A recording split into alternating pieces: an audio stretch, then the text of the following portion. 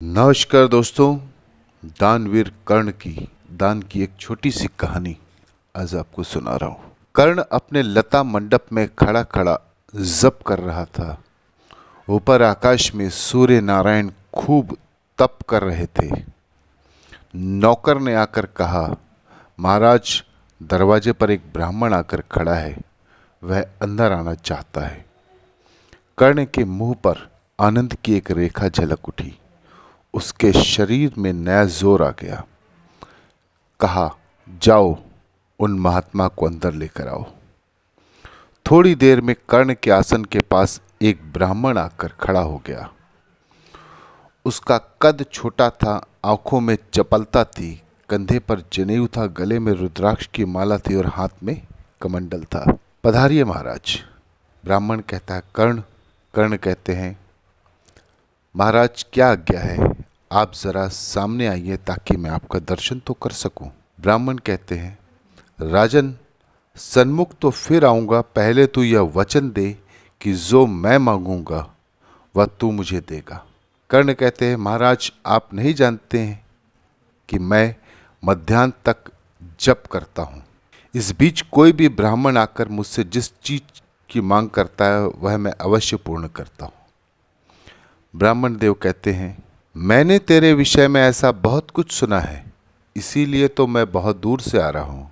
कर्ण कहते हैं, बोलिए महाराज, क्या इच्छा है? ब्राह्मण देव कहते हैं, इच्छा?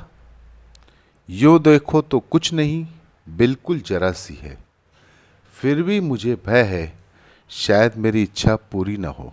कर्ण कहते हैं, अच्छा, आपको ऐसा मालूम होता है कि कर्ण अपनी प्रतिज्ञा का भंग करेगा? हाँ, मुझे इसका भय है।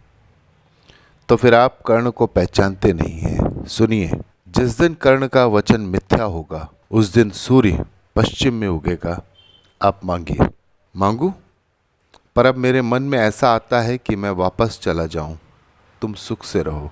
नहीं नहीं, खुशी से मांगिए, संकोच बिल्कुल न करें। कर्ण, अच्छा तो फिर मांगता हूं, तुम अपना यह कवच और कुंडल उतार कर मुझे दे दो। इतना कहते कहते ब्राह्मण का मुंह काला पड़ गया। उसके सारे शरीर पर पसीना आ गया। कर्ण के मुख पर हास्य की रेखा छा गई।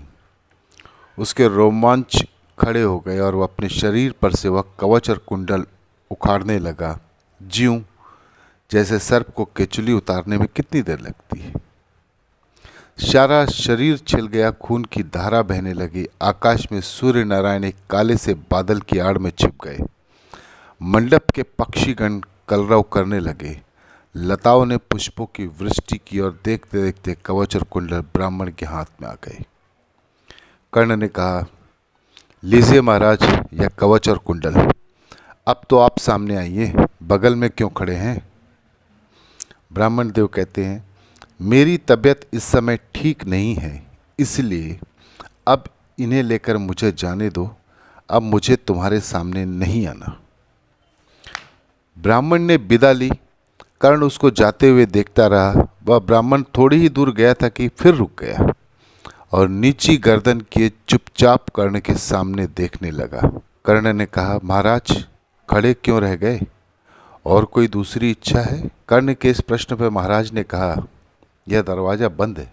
कर्ण ने कहा, मैं यहाँ से देख रहा हूँ, वह तो खुला है, आपको कोई नहीं रोकेगा, आप निशंक होकर जाइए। ब्राह्मण तत्पश्चात 2 कदम आगे जाकर फिर रुक जाता है। कर्ण पूछते हैं, क्यों महाराज, रुक क्यों गए? आप सुखपूर्वक पधारिए। ब्राह्मण कहता है, राजन, मेरे पैरों में अब आगे जाने की ताकत नहीं रही। कर्ण कहते हैं, महाराज, आपको जहाँ जाना होगा वहाँ मेरा रथ आपको छोड़ाएगा। कर्ण ने नौकर को रथ लाने का आदेश दिया। रथ आज हाजिर हुआ, लेकिन ब्राह्मण तो खड़ा ही रहा। कर्ण ने कहा, महाराज, अब पधारिए, रथ तैयार है। ब्राह्मण के पैर रथ की तरफ जाने के बदले कर्ण की तरफ उठे। फिर वह कर्ण के पास आकर खड़ा हो गया। कर्ण ने कहा, क्यों महाराज, और कोई आज्ञा है? ब्राह्मण देव कहते, हाँ, एक आज्ञा है, तुम मुझसे कुछ मांगो। कर्ण कहते हैं, मेरे लिए आपका आशीर्वाद ही काफी है, आप मेरे सामने नहीं आते हैं, यही मैं अपना दुर्भाग्य समझता हूँ। ब्राह्मण कहता है, दुर्भाग्य तो मेरा है बेटा, तूने मुझे पहचाना नहीं। कर्ण कहते हुए ये रहस्य उद्घाटन से पर्दा उठाते हैं। मैंने आपको पहचान लिया, आप अर्जुन के पिता देवराज इंद्र हैं।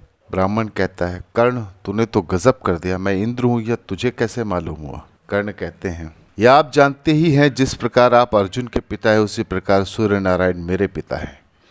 जैसे आप दिन रात अर्जुन की चिंता किया करते हैं वैसे ही सूर्य नारायण मेरी चिंता किया करते हैं। आप ब्राह्मण वेश में मेरे कवच कुंडल लेने के लिए आने वाले हैं, इसकी सूचना उन्होंने कल ही मुझे स्वप्न में दे दी थी। ब्राह्मण कहता है घबरा कर, बेटा कर्ण तू यह क्या कहता है?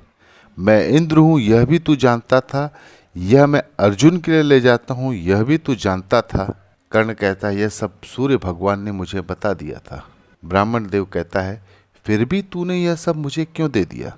युद्ध में तुझे भी तो विजय की आशा होगी ही। कर्ण कहता है, होगी ही नहीं है ही। उस विचार से तो मुझे आपको इनकार करना चाहिए था, लेकिन मैं तो कर्ण हूं ना। एक बार मैंने प्रतिज्ञा की कि जब करते समय मांगने वाला खाली हाथ न जाएगा तो नहीं ही जाएगा।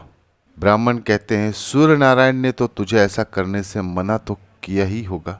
कर्ण ने कहा, वह तो मना ही करेंगे। आप अर्जुन के लिए जितना परिश्रम उठाते हो, कपट वेश धारण करते हो, झूठ बोलते हो, तो पिता के हृदय को तो मेरे बजाय आप अच्छी तरह जानते हैं। ब्राह्मण कहता है, कर्ण। देवराज कर्ण के पैर छूते हुए ब्राह्मण बोला, कर्ण तू नमस्कार के योग्य है। सच कह दूं, मैं पहले पहल जब तेरे पास आया था तो तेरे बगल में खड़ा रहा था। सामने खड़ा रहकर तेरा तेज बर्दाश्त करने की क्षमता मुझ में नहीं थी। कर्ण हंसते हुए कहते हैं, अब आप सुखपूर्वक पधारिए, रथ तैयार है। ब्राह्मण कहता है, कर्ण पर क्या तू यह मानता है कि मेरे पैर दर्द करते थे इसलिए मैं नहीं जाता था या दरवाजा बंद था? अरे बेटा, दरवाजा तो आज अंतर का खुल गया। तो कर्ण कहते हैं, तब आप क्यों नहीं जाते थे? ब्राह्मण कहता है, कैसे जाया जाए?